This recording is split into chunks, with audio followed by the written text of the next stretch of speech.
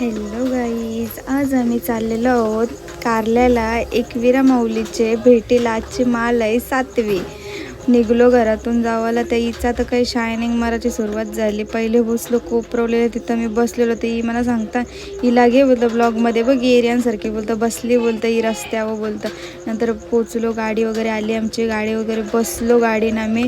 तर यांची नुसती भनकस चालू झालेली, सगळी फोनान होती गुंग.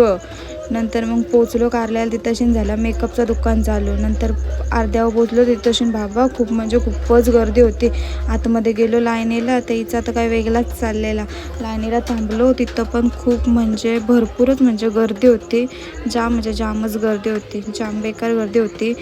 नंतर दर्शन वगैरे घेतलं आम्ही. खाली यायला निघलो तरी पण तिथं पण जाम गर्दी होती.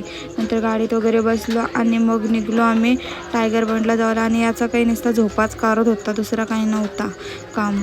नंतर पोचलो आम्ही टायगर पॉईंटला. तिथंशीन पण नुसताच धुका होता आणि पाऊस पण भरपूर पडत होता, जाम पडत होता पाऊस, बेकार पाऊस होता, जाम म्हणजे जाम. नंतर गाडीत आलो तर हे भाऊंचा वाटतं ब्रेकअप झाला, तर ते नाराज झालं, तर त्यांना आम्ही हॅप्पी करत होतो. नंतर ही बघा खावाचं तर काय नव्हतं, पण पुरंच चाललेली काय.